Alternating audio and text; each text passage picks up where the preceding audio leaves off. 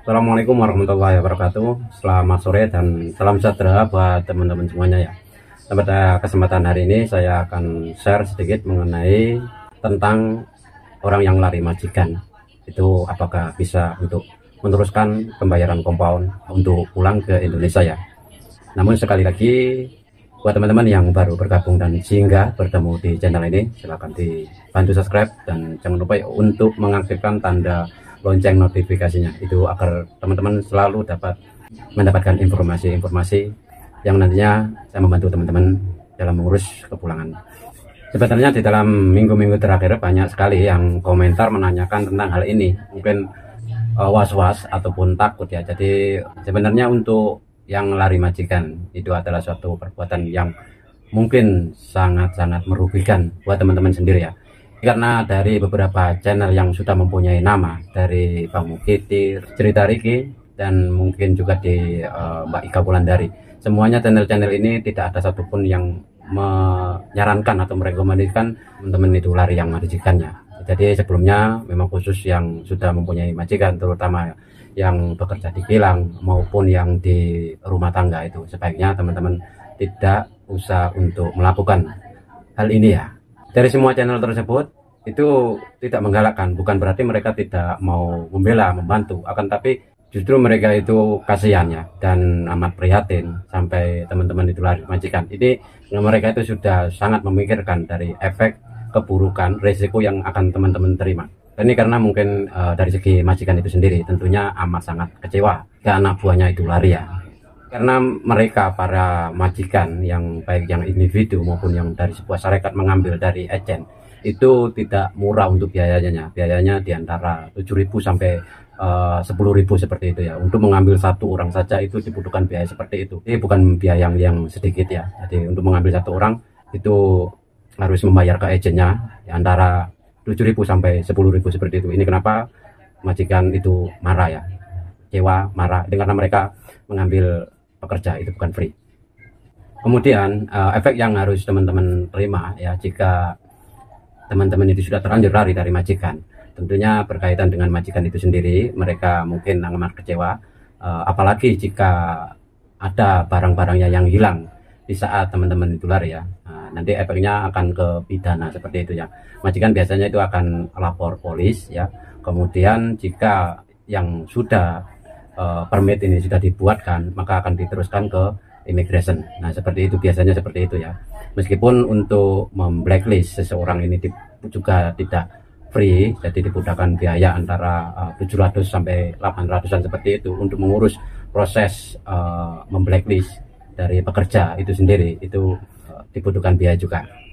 Nah di antara teman-teman sendiri, efek buruk yang harus teman-teman terima biasanya teman-teman yang melalui PT ataupun yang diambil sebagai pemandu rumah tangga, biasanya ada ikatan kontrak ya, yang di antara majikan dengan agen itu sendiri ya. Dari majikan itu harus membayar agen, jika pekerjanya lari maka majikan akan meminta ke agen, dan agen tentunya akan meminta ke teman-teman ya, seperti itu sebagai ganti rugi karena teman-teman tidak mengikuti kontrak yang telah disepakati seperti itu. Teman yang sudah terlanjur lari ya, seperti tadi yang sudah saya katakan, pihak majikan itu biasanya secara umumnya akan memblacklist. Karena apa? Majikan itu tidak bisa untuk mengambil pekerja lagi. Setiap majikan itu mempunyai kuota seperti itu ya.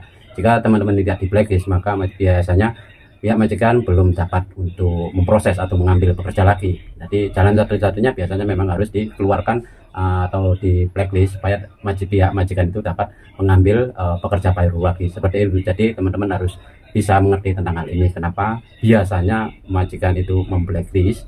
Itu karena mereka membutuhkan pembantu atau pengganti dari pekerjanya yang lari secepatnya ya. Nah biasanya seorang majikan yang sudah mereport polis kemudian dimajukan lagi report ke immigration, tentunya data dari teman-teman yang lari baik membawa paspor maupun tidak, itu data teman-teman itu sudah tersenarai hitam di dalam data immigration di Putrajaya ya.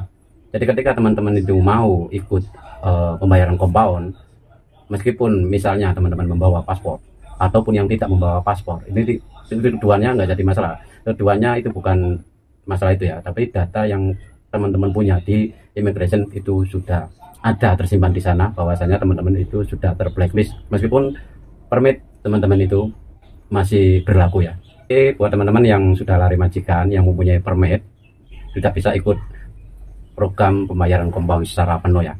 Jadi data teman-teman itu sudah terblacklist di sana. Nanti ketika teman-teman itu STO dan disimak, nanti bisa terdeteksi di sana ya. Jadi baik teman melalui program pembayaran compound sekarang ataupun meskipun waktu pemutihannya. Jadi keduanya itu tetap tidak bisa ya, meskipun di program pemutihan pun teman-teman tidak bisa mengikuti program pemutihan. Jadi ini efek buruk yang diterima oleh seseorang yang lari dari majikannya.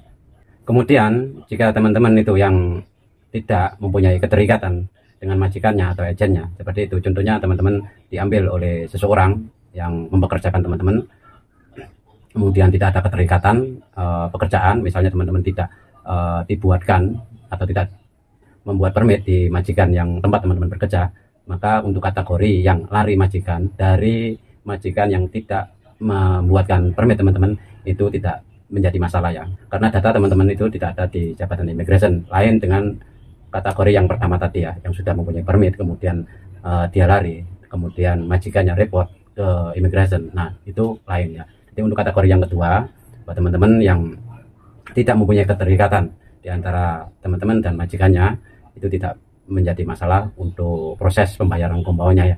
Teman-teman itu dibuatkan permit, kemudian bukti misalnya teman-teman bayar compound, terus teman-teman itu membantah, oh saya lolos pak, bisa membayar compound padahal saya lari majikan. Itu tergantung ya, karena yang sudah saya katakan tadi bahwasanya untuk memblacklist pekerjanya itu bukan free ya. Untuk prosesnya sendiri pihak majikan akan membayar proses pemblacklistan di Jabatan Imigrasi itu antara 700 sampai 800-an seperti itu ya. Kemudian jika majikan itu acuh tak acuh, maksudnya tidak mempedulikan dan tidak melakukan report ke imigrasi, ya itu mungkin teman-teman itu mempunyai nasib seperti itu ya. Jadi tidak ada report dari pihak majikan ke data teman-teman ke imigrasi seperti itu jika ada yang lolos ya. Mungkin itu saja yang dapat saya sampaikan. Semoga sedikit informasi ini dapat memberikan suatu wawasan dan membantu teman-teman yang mungkin lari majikannya. Jadi teman-teman harus bisa memahami betul-betul tentang dua kategori ini ya. Keduanya ini adalah berbeda.